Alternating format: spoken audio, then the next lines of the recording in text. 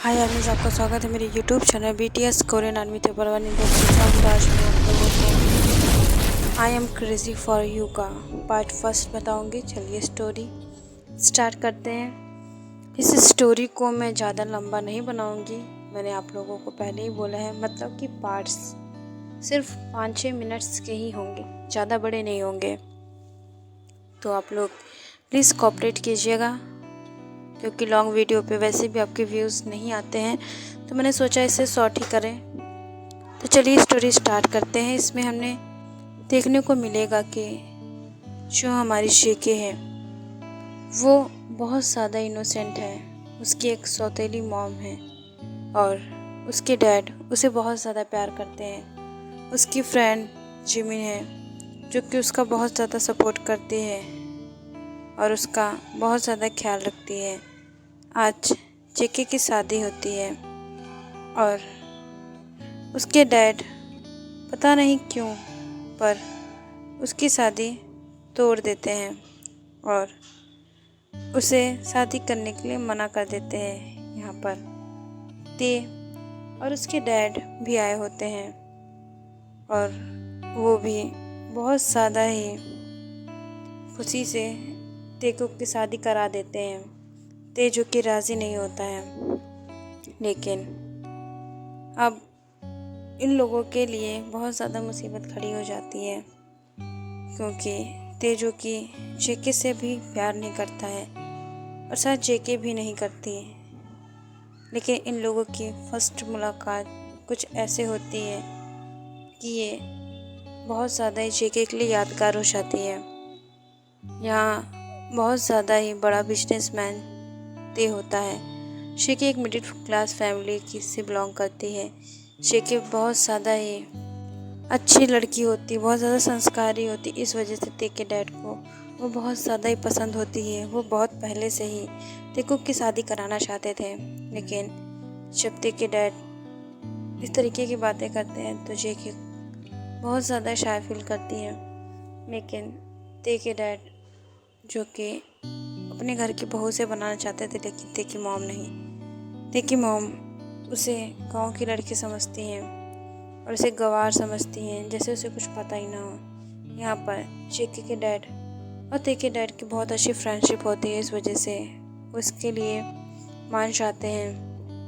अब हम इंट्रो यहीं ख़त्म करते हैं, अब स्टोरी पे आते हैं। यहाँ हम देखते हैं एक लड़की जो कि बहुत ज़्यादा ही पूजे में विश्वास करती थी, मंदिर बहुत ज़्यादा जाती थी। यहाँ पर एक औरत जो कि गला फाड़ के कहती है कि कहाँ मर गई कल मुही, ये जहाँ जाती है वहीं टिक जाती है, वहीं चिपक जाती है। और वो उसकी दोस्त जिमिन से कहती है कि जा देख जाकर आएगी या फिर नहीं।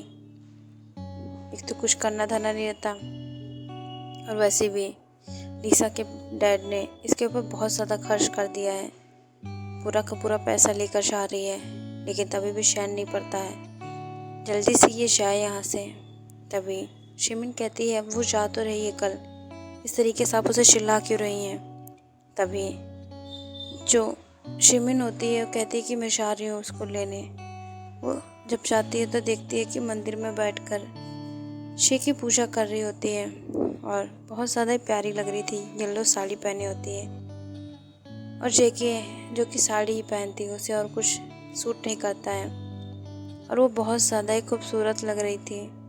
तो फिर शिमिन आके उसे बताती है कि चल जल्दी, आंटी गुस्सा कर रही हैं। तब जेके कहती है कि अभी अभी तो मैंने उन्हें बताया कि मैं कहाँ जा रही हूँ, कितना टाइम लगेगा, फिर भी वो इतना चिल्ला रही हैं। तो फिर जिमिन कहती है तुझे तो पता है उनका ये रोज़ का है, तो फिर जल्दी से चल वरना वो पूरा सर पे उठा लेंगी। वैसे भी कल तेरी शादी है, तो तू इन सब बातों पे ज़्यादा ध्यान मत दे। जिमिन जेके को लेकर जा रही होती है। जेके रोड क्रॉस करती है, तभी सामने से एक गाड़ी आती है।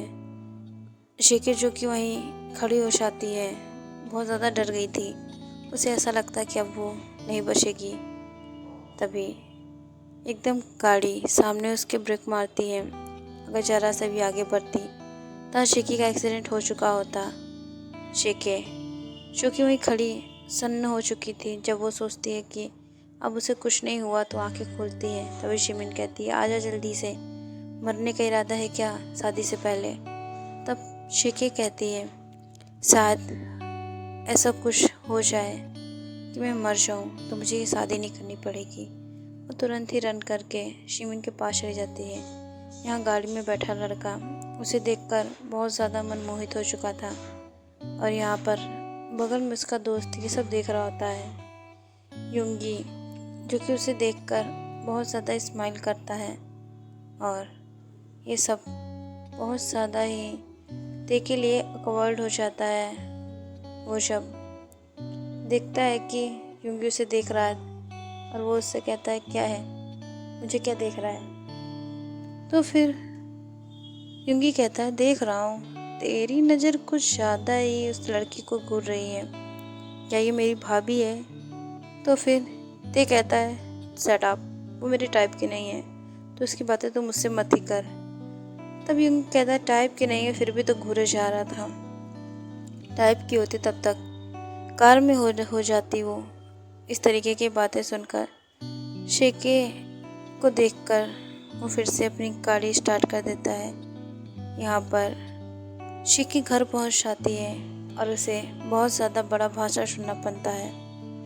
जो जेके की सौतेली माँ होती है वो कहती है कि कहाँ मर गई थी, कितना टाइम लगा देती है तू। तभी शेके कहती है कि मैंने आपको बताया था। तो फिर वो चिल्लाते हुए कहती, कब बताया तूने और कितना बताया था और कब आ रही है? शर्म नहीं आती तुझे इस तरीके से बाहर घूमते हुए? जल्दी जा, रेडी हो जा। यहाँ पर बहुत ज़्यादा ही अब सिचुएशन ख़राब हो चुकी थी। जेके को बहुत ज़्यादा रोना आता है और वो रूम में चली जाती है। शिमिन भी उसके पीछे पीछे जाती है और बहुत ज़्यादा ही उसे संभालती है। यहाँ पर हम देखते हैं कि लीसा आ जाती है और कहती है कि मॉम क्या हुआ? और तभी बाहर गाड़ियों की आवाज़ आती है, 2 गाड़ी जो कि गेट पे आकर रुकती है। उसमें से एक बहुत ही हैंडसम आदमी बाहर निकलता है और उसकी बहुत ही सुंदर वाइफ उन दोनों को देखकर ते के डैड तुरंत ही अपने दोस्त को गले लगा लेते हैं और कहते हैं, हेलो मिस्टर किम। तभी जो बगल में औरत आती है वो कहती है कि हाँ, सिर्फ अपने दोस्त से ही मिल लीजिए, अरे हम पे भी नज़र डाल लीजिए। तभी मिस्टर जियोन कहते हैं कि हाँ, आप पे नज़र डालेंगे तो हमारे दोस्त हमारी आंखें नहीं निकाल लेंगे। यहाँ पर सबको हंसी आ जाती है और मिस्टर किम कहते हैं, हाँ बात तो सही है वैसे तेरी। जल्दी से अंदर आते हैं। पीछे से 2 लड़के आते हैं। उन दोनों लड़कों को देखकर तो लीसा का मन जो कि बहुत ज़्यादा ही बहक रहा था और यह बात लीसा की मॉम नोटिस कर लेती है और इसी तरीके से लीसा जो कि ते और युंगी को घूर रही थी, ते को ये सब बहुत ज़्यादा ही अनकम्फर्टेबल फील होता है उसकी नज़रों से। ये चीज़ युंगी नोटिस कर लेता है और उसे बहुत ज़्यादा ही उसके फीलिंग को समझ रहा था। तभी वो लीसा के डैड से कहता है कि अंकल, क्या हम लोग छत पर जा सकते हैं, टेरेस पर, क्योंकि यहाँ पर नेटवर्क नहीं है और हमें ज़रूरी कॉल करना है। तो फिर सब कहते हैं हाँ जाओ और बहुत अच्छे से एंजॉय करना। और लीसा की मॉम कहती है कि जाओ लीसा, इनको रूम दिखा दो ऊपर टेरेस। तभी लीसा जा रही थी, तभी मिस्टर जियोन रोक के कहते हैं कि नहीं, लीसा नहीं जाएगी, रामू तुम जाकर दिखाओ, लीसा तुम जाकर जेके को लेकर आओ। अब लीसा मुंह बनाकर जेके के रूम में जाती है और उससे कहती है कि चलो तुम्हें नीचे से बुला रहे हैं। लीसा जो कि बहुत ज़्यादा रूड तरीके से जेके से बोलती है तो जेके कहती है तू चल मैं आती हूँ। लीसा कहती है कि मैं तुम्हारी नौकर नहीं हूँ जो मुझे ऑर्डर दे रही हो, मेरा जब मर्जी करेगा मैं तब जाऊँगी, समझ में आई? चलो जल्दी से नीचे। और वो बहुत ज़्यादा गुस्से में नीचे चली जाती है।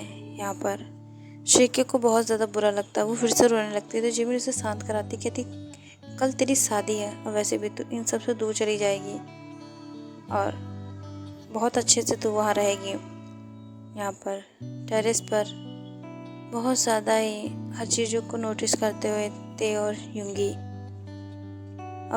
शेकी नीचे आती है तो अंकल आंटी के पैर छूती है, जो कि कुछ देर पहले लीसा से कहा गया था, पर लीसा ने तो उसे ध्यान ही नहीं दिया। तो जेके तुरंत पैर वैर छूती है और उन दोनों के बीच में बैठती है, क्योंकि उन दोनों ने कहा होता है और बहुत ही प्यार से उसे प्यार कर रहे होते हैं दोनों। यहाँ पर जेके की सौतेली मॉम कहती है कि इस कल मोही की कल शादी है और इसका पीछा हमसे छूट जाएगा।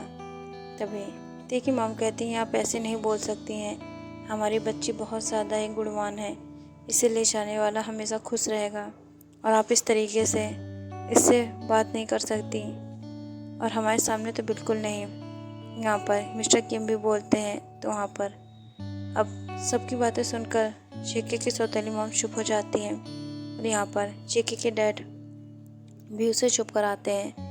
इस पार्ट को मैं एंड करती हूँ। नेक्स्ट पार्ट में जानेंगे कि अब आगे क्या होगा, और अगर आप लोगों की स्टोरी अच्छी लग रही है तो इसे शेयर कर दीजिए और ज़्यादा से ज़्यादा व्यूज़ दीजिए आर्मी। Bye army, सरांगे।